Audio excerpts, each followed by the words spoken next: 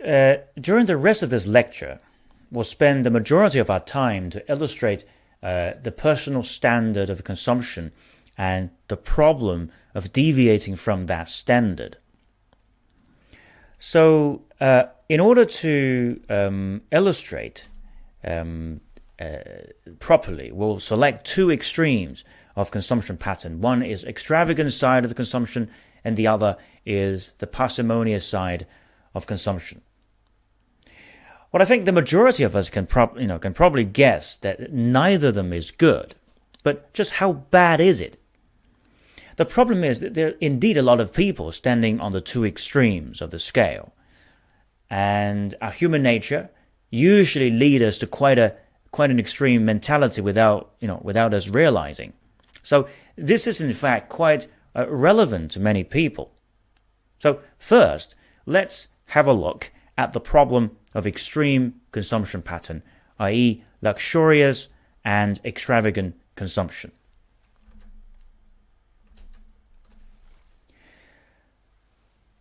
So, as the downside of luxurious lifestyle, the canon of history uses a children's mentality as an example. The canon of history describes a picture like this. It says, a luxurious son, or children in general, will never understand the diligent laboring of the parents. In other words, parents will find it very difficult to make children aware how difficult life is if the children are raised in a luxurious environment. This is because they are used to it. The problem of being, soaked in an easy lifestyle for a long time is that the children will become useless, disrespectful, and disordered. So when their parents ask them to do something or some work or make an effort, they will throw contempt at their parents and say, those old people have heard nothing and know nothing. So let me ask you, doesn't this sound something familiar to you at all? I mean, you might be surprised that, the disrespectful children say just the same thing 2,500 years ago as they do today. But this is not really their fault. It is entirely up to the parents what kind of a person that they want their children to be. But this quote is not only about children education. In fact, it is what the Duke of Zhou said to himself as a reminder of being a king. He said, as a superior man, he must not indulge in luxurious ease. He must understand the painful toil of hard work. Only this way can he comprehend how the general public depend on this toil for their support.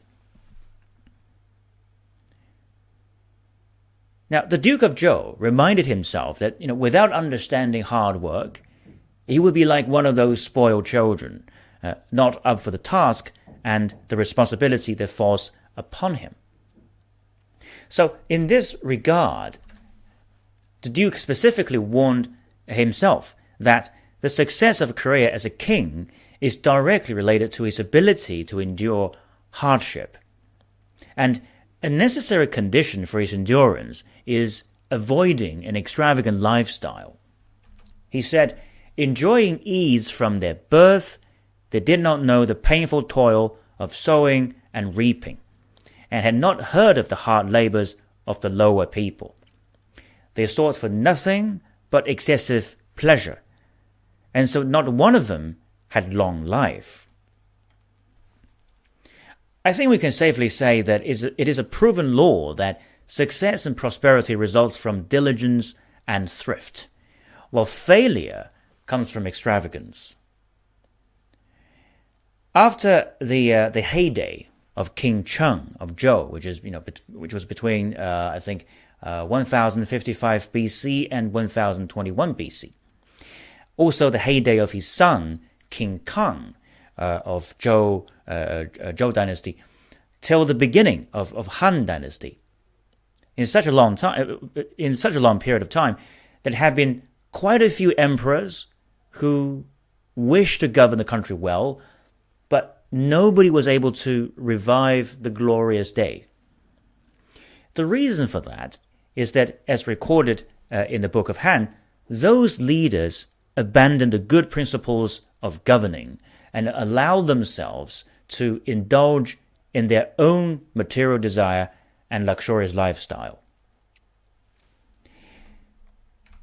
The Spring and Autumn the Spring and Autumn Annal also recorded many stories to condemn extravagance. For example, it records that during the 23rd year of Duke Zhuang of Lu, the state of Lu, the Duke painted the pillars of his temple to red. Now let's think about this. That was in fact a wrong thing to do in the old days, right? Because there were written rules about the color coding system used to distinguish different classes. The designated color for the prince was black and red for the king. So they're different. So that was the system of rights in regard to the consumption of building structure. It is part of the consumption, isn't it? The prince was condemned for using the color of a higher class because it would cause confusion and an atmosphere of non-compliance. So, look, when we study history, we need to put ourselves in the situation of the corresponding time. Although class-based color coding system is no longer used these days, but we can still think of something equivalent situation where, let's say a sergeant walks around the barrack and gives speech in the uniform of a general. Or, let's say, an undergraduate student wearing the gown designated to the holders of a doctorate. So both of these consumptions would cause great confusion, and there would be a lack of respect as well. We can imagine that the problem is even worse when rulers are disrespected. It is also recorded that during the following year, which is year 24, the Duke carved the rafters of the temple. And it was also deemed inappropriate, not only because it was too luxurious for a prince, but also because it required labor and lots of money without obvious benefit to the people. Because these heavy work were essentially paid using government tax income. So an extravagant lifestyle of a government official is a pure waste of people's income.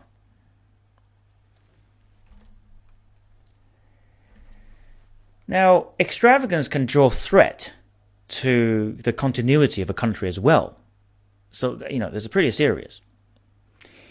To demonstrate this, Confucius recorded a fire of the altar of Po, which that altar represents the ruin of the Shang dynasty. So let me explain that. The last emperor of Shang dynasty, Shang Zhou, his food, his drinks, clothes, buildings, parks, animals, different kinds of art, colors, forms, music, and women, they were all of the most luxurious and extravagant. But his empire was lost, and his head was cut off. This was the result of his careless and extravagant lifestyle. So the altar of Po was placed outside of the ancestral temple in all the feudal states to serve as a warning light to the princes, to guard against the calamity of losing their states. Confucius recorded the fire of the altar also to give a warning against the danger of luxury and extravagance, because if that can ruin an empire, it will certainly cause extreme danger to an ordinary person and a family. In Confucius' writing, there are so many examples of his condemnation of the evil of extravagance and luxury. For example, in the Analects, the chapter of Ba Yi, Confucius condemned the head of Ji family. Well, what did he do? Well, because they had 8 rows of pantomimes in his courtyard. So remember, this is history, okay? So we have to think about the background. Now, this is the highest standard of pantomimes, and only the emperor himself is entitled to have 8 rows. So the Ji family used the right of the emperor. Again, in the same chapter, it is recorded that the 3 families, the Ji family, Meng Sun family, and Shu Sun family, used the song of the emperor at the conclusion of the sacrificial ceremony. Again, Confucius censored Guanzhong because he employed a lot of people, but they had very little to do. And Guanzhong also decorated his house in many ways very similar to the feudal prince's own palace. Confucius said at the end, if these were allowed, whatever else may not be allowed. So on the surface, this points to the mismatch, okay, a mismatch between the class and consumption standard. But the deeper meaning is that the potential chaos and the rise of competition will take place. In English, there's a specific phrase for the situation. It goes, keeping up with the Joneses. So what that means is that it refers primarily to people who, focus on appearances, especially when it comes to appearing well off. So what Confucius was doing was to regulate consumption according to social order. Usurpation and extravagance are the same thing. Now, there are also good examples of consumption. For a leader of the country, avoiding an extravagant lifestyle and working diligently for the people is absolutely crucial to the fate of the country. Now, Confucius particularly praised King Wen of Zhou dynasty because he set a good example. He dressed very meanly, but worked day and night in the field. He also participated in the work of road, infrastructure, and agriculture. It is recorded in the canon of history that the King Wen rarely had the leisure to eat during working time, and he never dared to allow himself to indulge in hunting games and live off people's tax burden. Confucius said that the leader always set the good example for the people, or bad example, right? And it has been proved many times in history.